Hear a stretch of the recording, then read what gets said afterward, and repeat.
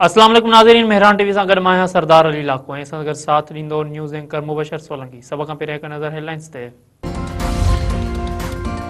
Iran में ॿिनि हफ़्तनि दौरान जारी मुज़ाहिरनि में मारिजी वियलनि माण्हुनि जो अंग 192 थी वियो। इंसानी हक़नि वारी तंज़ीम जी दावा।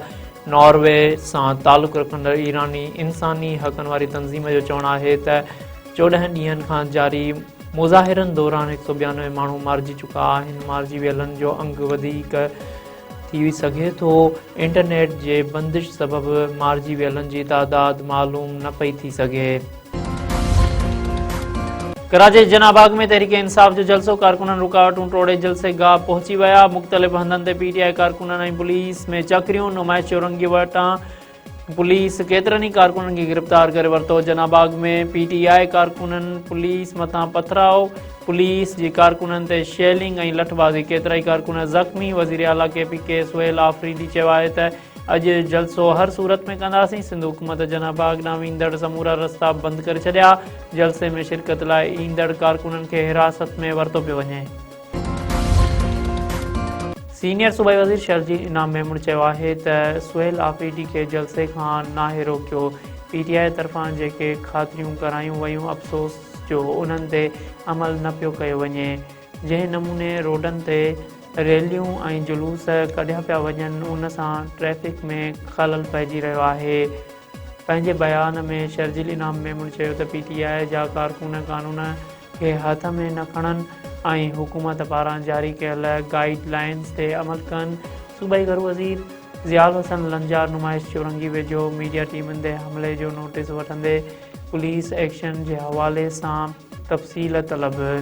घरू वज़ीर ज़ियाल हसन लंजार चयो त शरपसंद अनासरनि सां का बि रियात न कई वञे।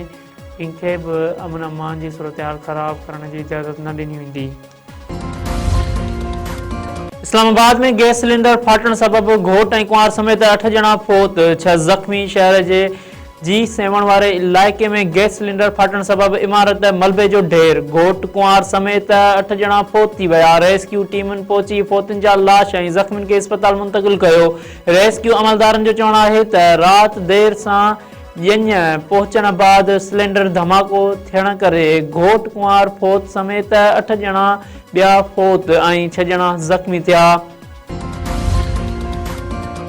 सदर आसिफ अली ज़रदारी, वज़ीर आज़म शहबाज शरीफ़, वफ़ाक़ी वज़ीर मोहसिन नक़वी पारां इस्लामाबाद वाक़िए ते अफ़सोस जो इज़हार। ज़ख़्मियुनि जी सिहतयाबीअ लाइ दुआ। गैस सिलेंडर फाटण सबबि इमारत जो मलबो ॼञ मथां किरण सबबि घोट कुंवार समेत 8 ॼणा अजुल जो शिकार ऐं 6 ॼणा ज़ख़्मी थिया।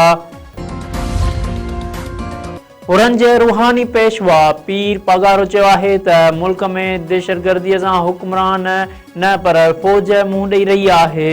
ख़लीफ़नि खे चवां थो त माण्हुनि खे इज़त ऐं इंसाफ़ ॾियो। जेको ख़लीफ़ो दरगाह ऐं जमायत जे असूलनि ते नथो हले उहो असां मां न आहे।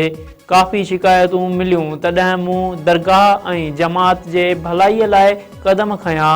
ठकराटे भरिसां ॻोठ सजण फ़क़ीर मंगियो में मुरीदनि खे ख़िताब कंदे पीर साईं पगारे नियाणियुनि जी तालीम ते ज़ोर भरींदे चयो त जेतिरो थी सघे त नियाणियुनि खे तालीम ॾियारियो। जिथे वेंदो आहियां पंहिंजनि नियाणियुनि खे वठी वेंदो आहियां, छाकाणि जो जमायती बि पंहिंजा बचा वठी अचनि था। पोरियत कैलाश कोहलीअ जे क़त्ल में मुलविज़ मुख्य जवाबदार ऐं सहूलियतकार 3 ॾींहंनि जे रिमांड ते पुलिस हवाले।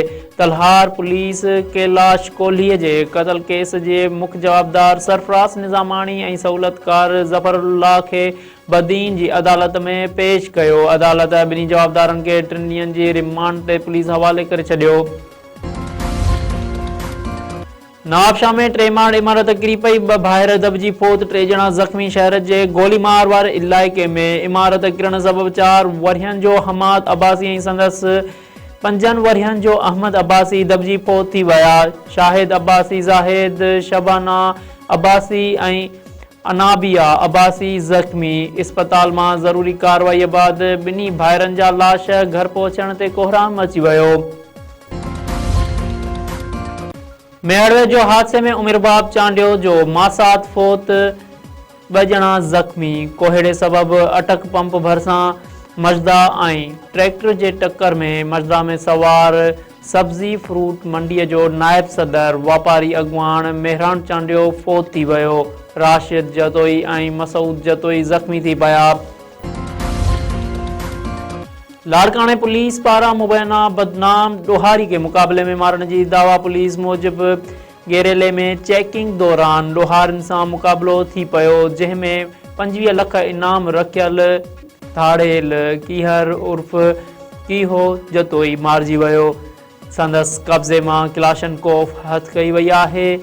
पुलिस जो चवणु आहे त मारिजी वियल धाड़ेल कीहर जतोईअ ते 53 खां वधीक संगीन केस दाख़िल आहिनि, जेको शहीद इंस्पेक्टर मीर मोहम्मद खोसो जे क़त्ल करण में पिणु मुलविज़ हो।